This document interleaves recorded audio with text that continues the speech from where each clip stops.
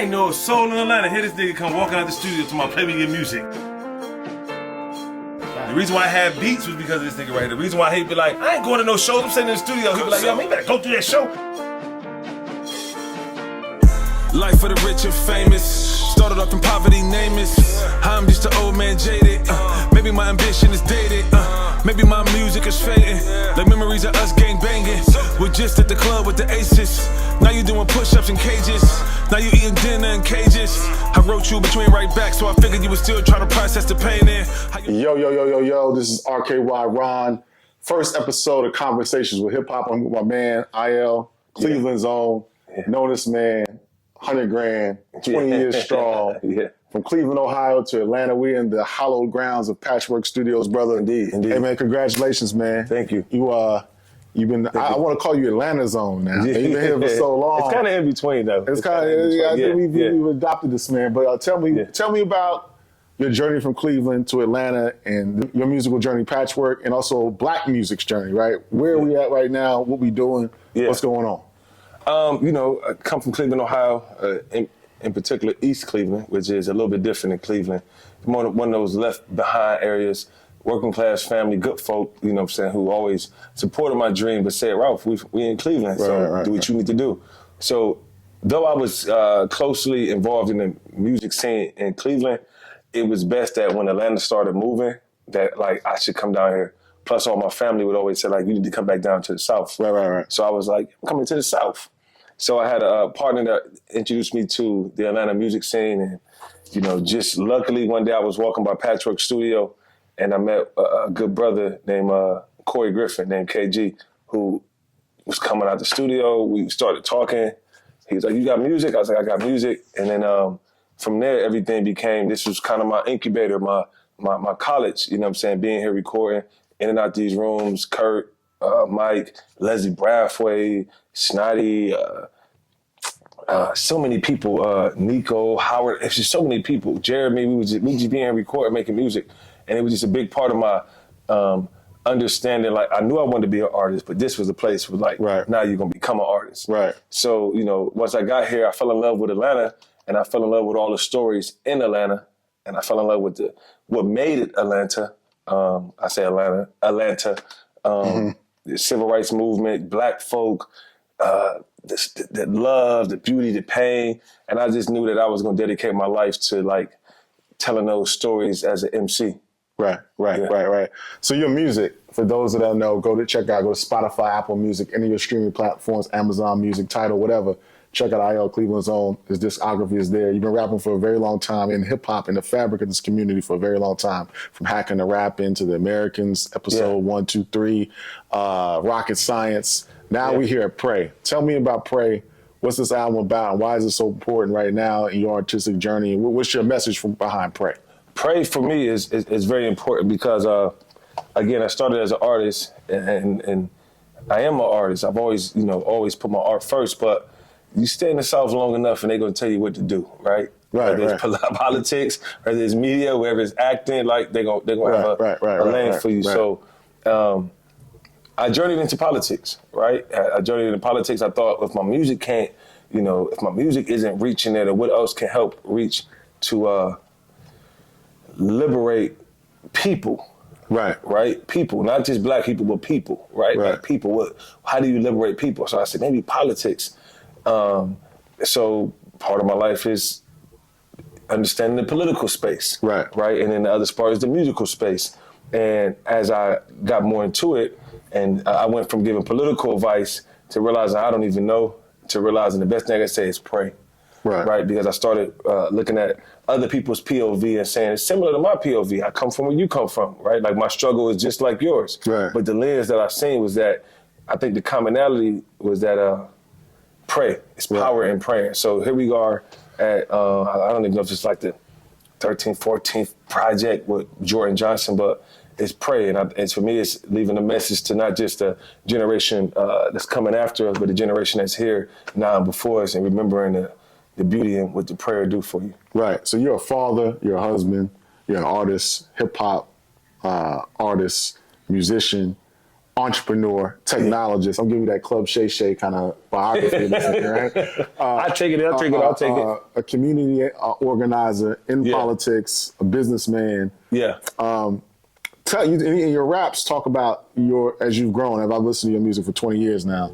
Now as you become a father and you have a family and a husband, what's the importance of that? And some of your records on Pray, you talk about the importance of family, how girls are taking IG photos on trips, and you kind of like, damn, you kind of thinking what I'm thinking. You know what I'm saying? If you're 40 years old, you should be rapping how you live, and you say this in your lyrics. Yeah. Tell me about the importance of family and how having a family and being a husband and a father has changed you as a hip hop artist. For me, marriage, I didn't stop feeling pain until I got married. Right. And I just pain as a man, right? As a human, the things that I carry with me. I didn't get relieved until I found a partner who could help talk to. You know, I talk to you all day, right? But ain't nothing like talking to my lady in the bed. It's a different type of conversation. Or it's in front of the screen, and that's just sharing about our dreams and our journeys and, you know, where we come from, and realizing that, like, we do get older, right? For the longest, I told myself, I never get old, right? I stay young forever. I can always do it, right? But I said, it's there, right? But I grew up, hip hop grew up, the listener grew up, and I found myself at, you know, a road of saying, like, what do you love? I love hip hop, right? I love it, right? I love the young cats, I love the new cats. I love Slick Rick new project. Right. I love Young Thug new project, right? I love Future. I love KRS-One. I love Jay-Z. So I realized that, you know, it's important to use these things that grew me into who I am, right? And understand that, like, we get older. It's okay. We get older. You know what I'm saying? And, like, the importance of allowing people to know that we get older, we can still love what we love. Right. Like, hip-hop turned 50. When I seen them guys out there, like, doing their thing, I was like, everybody I seen perform, I was like, it's beautiful. I said, I want to be there when hip-hop turns 60. Right. You know what I'm saying? Like, y'all did, like, everybody, it was just beautiful. That whole last few years of just seeing that run from all the greats, all the classics, and then seeing them come back around and advocate and hear their message, and just, it's like, you know, like, it's everything hip hop is, authentic, us, you know, pure, beautiful. So I just think that for the Black Americans' journey, it's important to remember that, because that's us. Right. That's us. Man, I'm gonna let you get back to the part. I got a couple more questions. We're gonna do a part 2 of this shit. I can't sit and talk to you for 15 minutes. No, you good. You can't. Ron can't. I can't talk. Ron can't because you're a big part of my journey. Our conversations go for like 30 minutes to an hour. Yeah. So it's kind of, we're gonna truncate it today. Yeah. Well, you talked about the birthday of hip hop, 50 years old, but you got a birthday now. Over the next year is the 250th anniversary of America. In your music for the last almost 20 years, there's been a lot of Americana themes, right? Yeah. And you know, you were one of the first hip hop artists I know that kind of wove that into the fabric of your music, of being a Black American, being an American, and what that means. Yeah. Tell me why that's so important to kind of weave Americana into your music as a Black man in America, as an American. Yeah. My first time traveling, I went to London, right? Well, like really traveling. Like, I went to London, and I understood that, like, how could it be like this, all of us, right? Like, I went to South London, right? And I seen Black folk. Like, coming to South Atlanta, I see Black folk. Right. And I understood that my point of view was definitely through an American lens. You know, like, all my family served in the service, right? Whether it was Air Force, whether it was the Marines, whether it was the Army. My cousins, like, in Ohio, was definitely like a very military-based Americana place, right? Like, like it or not. And then I understood that, you know, for a very long time, like, I was coming through an Americana lens, but not just Americana lens, that it was like a conservative lens, you know, like, that was just the truth of how I was raised, you know, like, whether it was, I was Jehovah's Witness, my wife is Sunni Muslim, right? And how we seen the world. And I started understanding the importance of letting folks like me, or those who may lean into the category like me, to understand it's okay, right? Like, it's okay for people to say that I don't like that, or it's okay to understand that it's okay to be patriotic, because we were raised that way. Right. I was raised where, you know, 4th of July, Labor Day, these are big things. We would go to the air shows and watch the planes fly over. My granddad was in the Air Force, and he would talk about him not seeing the world until he went to the Air Force. I didn't know that was so much in my mental, but I did understand it was important to tell his story. Right. And if I had this microphone and I had this audience of 200 people listening, right? Like, then let me tell you my grandfather's story mixed with my story and how I got here. So I think that, you know, I love America. I'm from America. It's, you know, it's a lot that I wish I could change about America, but I'm here, you know, and I think that right now we in an important time where us as people that have always felt like we had to fight for our liberation are just more than ever understanding what this thing called America is. Right. The revolution will be monetized. That's a lyric on one of your new songs on the album, Pray. What do you mean by that, brother? Meaning that there will be no more rioting. There'll be no more protests. There'll be prospering forever for people of color, black folks, patriots, those who love where they're from. Like, people like to say that it's America's fallen. America's not fallen. America's a young place, right? And we're just getting started, right? You know, everything my ancestors fought for, they fought for it. The water hose are sprayed on them, but I'm going to the bank for them, right? And I'm gonna let them know that maybe my son could take the MX and do something different with it. Right. But for me, we're gonna monetize this, right? Like the story won't just be told where everybody else profit off, in particular Black Americans' pain, miseducation, misinformation. No, we're gonna monetize this, and we're gonna do it our way. So we're gonna go to the things that we do have control of, whether it's culture, whether it's fashion, whether it's dance, movement, whether it's the corner store. We're gonna monetize this, and we're gonna do it the right way. So the revolution will be monetized. It won't just be put on screen with chants, you know, and tearing down buildings. Like, this is where we from, you know, and I'm proud to say that. I'm 100% proud to say that, to say I'm proud to be from America. I'm proud to have conservative ideas that may not fit into everybody's narrative, right? I'm proud to say that I believe in my country and I believe in my brothers and I believe in my sisters. I'm proud to say that I wish we can get away from this race baiting of it all. I'm proud to say that. I'm proud to say that I got Jewish friends, I got white friends, I got Mexican friends, I got friends from everywhere, you know what I'm saying? Like, I'm proud to say that. I'm proud to be from here. So I don't want to see the fall of America. I don't want to see any of my presidents get assassinated. I don't want to see Obama's legacy get torn down because you disagree with it. Like, nah, we American. We're going to stay American. And if it was up to me, we're going to always win. We're going to always be number one. No doubt, no doubt. What can youngsters and the next generation learn from the Diddy situation? You know, Diddy... Damn, you switches on me. Did you say that because I'm dark-skinned? You got a great mind. I want to know what you think. What you think about what can we learn from it, man? What can we learn from the situation? Does it, because we grew up on Puff. You know what I'm saying? We grew up in that Rockefeller... Bad Boy, Tony Draper, Suave House, all the OGs. Shout out to Tony Draper, because Tony Draper was one of my early mentors for people that don't know. Right in this studio right here, I met Tony Draper from Suave House, and he gave me so much game about owning my masters, about branding my company. Like Tony know that. Like, all you gotta do is say, IL spoke highly of you. He gonna know I love Tony like a brother. Right. So I love Tony like a brother. You know what I'm saying? He showed me about ownership, independent. And once I talked to Tony, for real, no matter who I met after Tony Draper, it could never match Tony Draper, because he looked at me in my eyes and told me what I should do with my brand. And I fell in love with being independent. For young folks who look at Diddy's situation, I think, pick your women wisely. Right. Understand that the American justice system don't make a fool out of anybody, whether it's Diddy, President Trump, whether it don't matter who it is. Right. If it could be me, you know what I'm saying? So I pray it's not me. Cover me, right? We rebuke that. We rebuke that. But I'm saying, like, so, I don't look at Diddy's situation in chair like I see folks like 50 Cent doing and things that, I don't know 50 and all that, but I can never root for a black man going against the American establishment. Like, I can never root for his downfall, right? Because there's so much unfairness in it. So I'm not with all of that, you know what I'm saying? And I tell 50, he's standing right here, like, I don't kick black men when they down. I don't kick no man when they down. Let's remove race, you know what I mean? So, like, hey, KG, come here, bro. Come here. 1 second. This is an interview I'm doing, but this is live in effect right here. What's up, like, Sibo? A lot of people need to understand, because they see IL now, but it's very important. You would never see IL if I never met KG, because I was just walking by the studio and he brought me in. He put me on mixtapes with Don Cannon. He introduced me to Greg Street. He brought me here, and though we may have gone our own journeys, I love this brother like it's my brother for real, because it's where we started at. So it's where we was at right here. You know what I'm saying? So for me to get to this project and say, like, Sibo, he from Brooklyn. It's why I love Brooklyn folks to this day, because of Sibo. A lot of folks don't know, because he treated me like a brother. And he educated me on the business, on the game, on how to become a better MC. You know what I'm saying?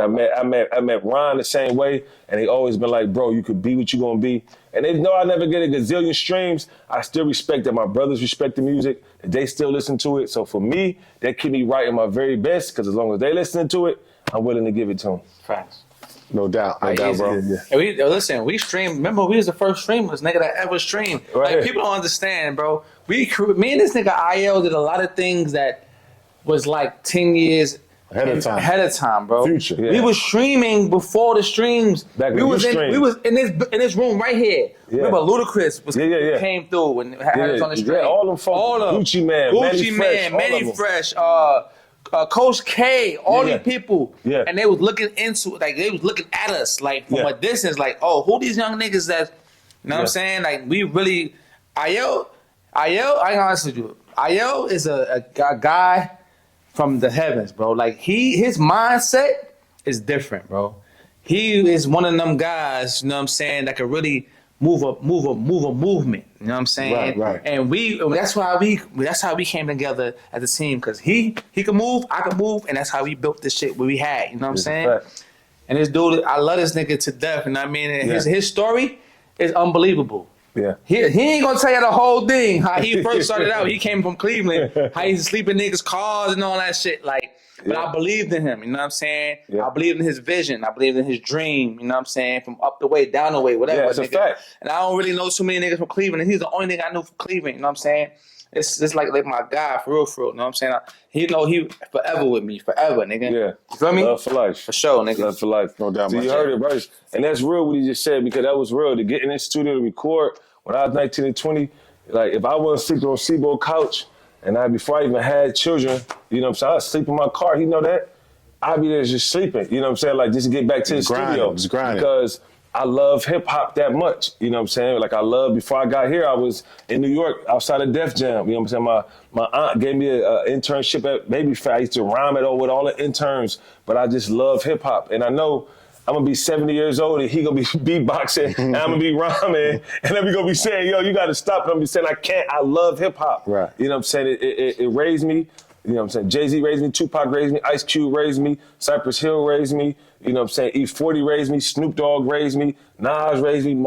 Diddy, word up, Diddy music raised me bigger than anything. Right. Like, I just can't talk bad about it, because for real, we all make decisions, and like, I sinned and made so many decisions that was wrong, and my upbringing that, for real, hip hop was the ones that say, so what, bro? It's like, you just learning. Right. That was the culture. Right. You know what I'm saying? You just learning. I ain't know no different. And my brother still came back and showed me love and made it work. So, you know, that's that. You know what I'm saying? No, that last question, man, we get you back to the party, man. What's next, man? Politics and Black Families, Pray, the album, I Keep It Classic. Your entrepreneur journey, your tech journey. So I'm going to give you three things. So the first thing is the album Pray. It comes out July 4th. You can find it on all streaming services. You just look up I.L. Cleveland's with an S on. And it's gonna come up. The album Pray. It's produced by my man Jordan Johnson. Shout out to Accord Hip Hop, Mike Crucial, all the brothers that always showed me love, always gave me 5 minutes to just express myself. So Pray, that's the album. 2, Politics and Black Families is loading back up. We at season 10. We're gonna get your elected leaders back on. We're gonna talk about it from a nonpartisan standpoint, Republican, Democrat. We're gonna talk about it, how to affect the Black family. We're gonna keep the conversation going. And number 3 is Get Presso. Presso is a robotics dry cleaning company that is changing and revolutionizing the way you do dry cleaning. And shout out to my man, Nishant, to Bo, and all the good folks over there that's really building this company out. I'm glad to be a part of it. So, you know, again, check out me, IKeepItClassic.com, According to Hip Hop. All the brothers who just showed up and showed me love. I love y'all. I'm thankful for y'all. I'm forever going to represent for y'all. Shout out Cleveland. I'm always going to represent y'all. And thank you, Atlanta, for embracing me and making me your stepson. Yo, we adopted this brother, man. But this is first episode of Conversations with Hip Hop, IL's Cleveland's own. We're going to call him IL Atlanta's own soon, one day soon. But check us out, check out his album, and we'll check you out in the next episode. Peace. So I cash out $2,000. Told her it was no funny business, and I tell you all about it. American hustle, that's how we survive this American jungle. American violence, I swear all my brothers got scars on their knuckles. Conscious, cause Congress or the caucus don't talk about it. It's violence, it's gunfire.